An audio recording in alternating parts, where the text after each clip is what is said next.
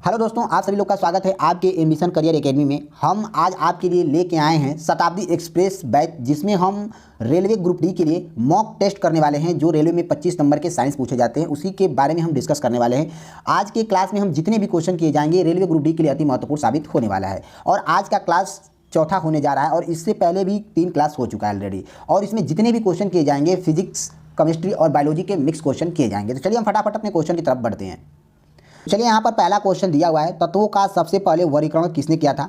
Option A हमारा दिया हुआ है लोथल मेयर के द्वारा किया गया था, या न्यूलैंड्स के द्वारा किया गया था, या मैंडलिफ के द्वारा किया गया था, या डोब नेरर के द्वारा किया गया था। तो हमारा आंसर हो जाएगा तत्वों का सबसे पहले जो वर्गीकरण किया था डोब रेनर के द्वारा किया गया था। ठीक है, आंसर हमारा इसमें डी ऑप्शन सही हो जाएगा। चलिए दूसरा क्वेश्चन दिया हुआ है, तत्वों के वर्गीकरण से संबंधित तिर्यक के नियम का प्रतिपादन किसने किया था। ए ऑप्शन दिया हुआ है लोथल मेयर के द्वारा, बी ऑप्शन दिया हुआ है डोब रेनर के द्वारा, सी ऑप्शन दिया हुआ है मैंडलिफ के द्वारा, डी ऑप्शन दिया हुआ है न्यूलैंड्स के द्वारा। तो हमारा आंसर इसमें हो जाएगा जो तत्वों के वर्गीकरण से संबंधित तिर्यक के नियम का प्रतिपादन जो है कि ये डोब नेरर के द्वारा किया गया था। ठीक है, आंसर हमारा इसमें बी ऑप्शन सही हो जाएगा। चलिए नेक्स्ट क्वेश्चन दिया है, तत्वों के वर्गीकरण से संबंधित अष्टक का नियम का प्रतिपादन किसने किया था। तो ए ऑप्शन दिया हुआ है ड्रामा ने किया था, बी ऑप्शन दिया हुआ है डोब नेनर ने किया था, या सी ऑप्शन दिया हुआ है न्यूलैंड्स ने दिया था, या डी ऑप्शन दिया हुआ है मैंडलिफ ने दिया था। तो तत्वों के जो वर्गीकरण से संबंधित अष्टक का नियम है, इसका प्रतिपादन जो है कि न्यूलैंड्स के द्वारा किया गया था। ठीक है, ऑप्शन सी हमारा इसमें सही हो जाएगा, ध्यान दीजिएगा। चलिए फटाफट नेक्स्ट क्वेश्चन की तरफ बढ़ते हैं हम। नेक्स्ट क्वेश्चन दिया हुआ है, किस वैज्ञानिक ने सर्वप्रथम आवर्त सारणी का निर्माण किया था। ठीक है, क्वेश्चन कह रहा है कि किस वैज्ञानिक ने सर्वप्रथम आवर्त सारणी का निर्माण किया था। ठीक है, ध्यान दीजिएगा। ऑप्शन ए दिया हुआ है मैंडलिफ के द्वारा, ऑप्शन बी दिया हुआ है मोस्ले के द्वारा, ऑप्शन सी दिया हुआ है डाल्टन के द्वारा, ऑप्शन डी दिया हुआ है रदरफोर्ड के द्वारा। फटाफट इसका जवाब आप देते रहिए, जब तक मैं आंसर पढ़ रहा हूं तब तक आप कमेंट बॉक्स में जवाब देते रहिए, ताकि आपको भी आप कितने लेवल में हैं आपको पता चलेगा। तो इसमें जो है कि आंसर हो जाएगा कि सर्वप्रथम आवर्त सारणी का निर्माण जो है कि मैंडलिफ वैज्ञानिक के द्वारा इसका किया गया था निर्माण। ठीक है, मैंडलिफ के द्वारा, ऑप्शन ए इसमें सही हो जाएगा। चलिए नेक्स्ट क्वेश्चन की तरफ बढ़ते हैं। आधुनिक आवर्त नियम का प्रतिपादन किसने किया था। आधुनिक आवर्त नियम का प्रतिपादन किसने किया था। ए ऑप्शन दिया हुआ है न्यूलैंड्स ने, बी दिया हुआ है डोब नेरर ने, ऑप्शन सी दिया हुआ है मैंडलिफ ने, ऑप्शन डी दिया हुआ है मोस्ले ने। तो आंसर हो जाएगा इसमें आधुनिक आवर्त नियम का प्रतिपादन जो है कि मोस्ले ने किया था। ठीक है, कौन, तो मोस्ले ने किया था। ठीक है, ध्यान दीजिएगा, आंसर हमारा इसमें डी ऑप्शन सही हो जाएगा। नेक्स्ट क्वेश्चन देखेंगे, मैंडलिफ की आवर्त सारणी में तत्वों के वर्गीकरण का आधार क्या है। ऑप्शन ए दिया हुआ है परमाणु द्रव्यमान, ऑप्शन बी दिया हुआ है परमाणु संख्या, ऑप्शन सी दिया हुआ है परमाणु आयतन, ऑप्शन डी दिया हुआ है परमाणु घनत्व। तो मैंडलिफ की आवर्त सारणी के तत्वों के वर्गीकरण का आधार जो है कि परमाणु द्रव्यमान पर है। आंसर हमारा इसमें ए ऑप्शन सही हो जाएगा। ठीक है, ध्यान दीजिएगा। चलिए नेक्स्ट क्वेश्चन दिया हुआ है, आधुनिक आवर्त सारणी में वर्ग ग्रुपों की कुल संख्या कितनी होती है। ठीक है, ऑप्शन ए दिया हुआ है 7 होती है, ऑप्शन बी दिया हुआ है 9 होती है, ऑप्शन सी दिया हुआ है या 16 होती है, ऑप्शन डी दिया हुआ है या 18 होती हैं। तो आधुनिक आवर्त सारणी में वर्ग ग्रुपों की कुल संख्या जो है कि 18 होती है। ठीक है, ध्यान दीजिएगा, आंसर हमारा इसमें डी ऑप्शन सही हो जाएगा। ठीक है, चलिए नेक्स्ट क्वेश्चन की तरफ बढ़ते हैं। नेक्स्ट क्वेश्चन दिया हुआ है, आधुनिक आवर्त सारणी में आवर्त पीरियोडिक की कुल संख्या कितनी होती है। तो आधुनिक आवर्त सारणी में आवर्तों या पीरियडों की कुल संख्या जो है कि ऑप्शन ए दिया हुआ है 5 होती है, ऑप्शन बी दिया हुआ है 7 होती है, ऑप्शन सी दिया हुआ है या 9 होती है, ऑप्शन डी दिया हुआ है या 16 होती है। तो आधुनिक आवर्त सारणी में आवर्तों की कुल संख्या जो है कि 7 होती है। आंसर हमारा इसमें बी ऑप्शन सही हो जाएगा। चलिए नेक्स्ट क्वेश्चन दिया हुआ है, आधुनिक आवर्त सारणी में तत्वों को किस क्रम में व्यवस्थित किया गया है। ऑप्शन ए दिया हुआ है घटते हुए परमाणु भार में या बढ़ते हुए परमाणु भार में, ऑप्शन सी दिया हुआ है बढ़ते हुए परमाणु आयतन में, ऑप्शन डी दिया हुआ है बढ़ते हुए परमाणु संख्या में। तो जो आधुनिक आवर्त सारणी में तत्वों का क्रम जो है व्यवस्थित इस तरह किया गया है कि बढ़ते हुए परमाणु संख्या में किया गया है। ठीक है, ध्यान दीजिएगा, आंसर हमारा इसमें डी ऑप्शन सही हो जाएगा। काफ़ी महत्वपूर्ण क्वेश्चन है, ध्यान दीजिएगा।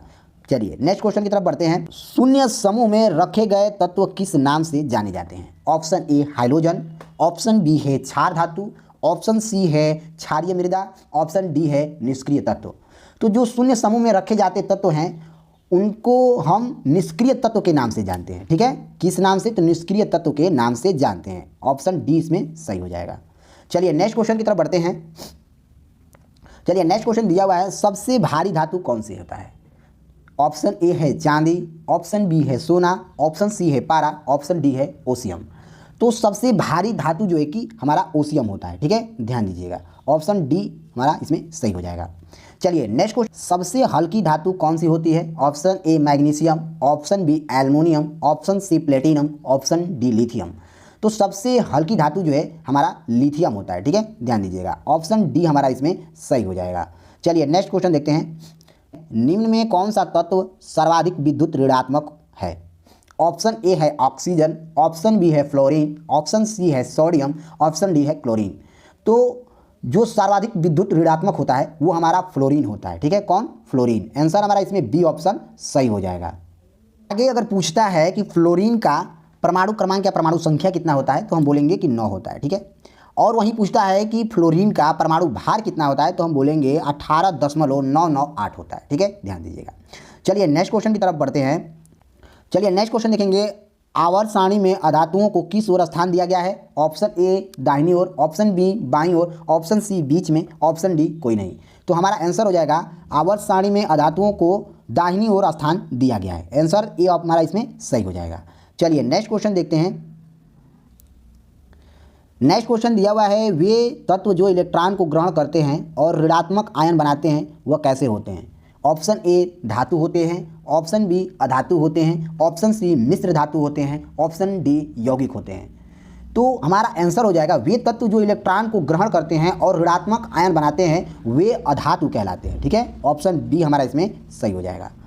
चलिए नेक्स्ट क्वेश्चन देखेंगे, किस वर्ग के तत्वों का गलनांक उच्च होता है? ऑप्शन ए दिया हुआ है सेकेंड ए ग्रुप का गलनांक उच्च होता है, ऑप्शन बी दिया हुआ है थर्ड ए ग्रुप का गलनांक उच्च होता है, ऑप्शन सी दिया हुआ है फोर्थ ए ग्रुप का गलनांक उच्च होता है, या ऑप्शन डी दिया हुआ है 5A ग्रुप का गलनांक उच्च होता है। तो आंसर हमारा इसमें फोर्थ ए सही हो जाएगा, यानी फोर्थ ए ग्रुप का गलनांक उच्च होता है। आंसर हमारा इसमें सी ऑप्शन सही हो जाएगा। चलिए नेक्स्ट क्वेश्चन दिया हुआ है, आवर्त में बाएं से दाएं जाने पर इलेक्ट्रॉन प्रति में क्या परिवर्तन होता है? ऑप्शन ए दिया हुआ है बढ़ती है, ऑप्शन बी दिया हुआ है या घटती है, ऑप्शन सी दिया हुआ है अपरिवर्तित रहती है, ऑप्शन डी दिया हुआ है इनमें से कोई नहीं। तो आवर्त में बाएं से दाएं जाने पर इलेक्ट्रॉनों में प्रति में जो है कि इसकी परिवर्तन जो है कि बढ़ती रहती है, ठीक है। आंसर ए ऑप्शन हमारा इसमें सही हो जाएगा। चलिए नेक्स्ट क्वेश्चन देखेंगे, किस वर्ग के तत्वों की इलेक्ट्रॉन बंधुता उच्च होती है? ऑप्शन ए 5A की, ऑप्शन बी दिया हुआ है 4A की, ऑप्शन सी दिया हुआ है 7A की, ऑप्शन डी दिया हुआ है 8A की।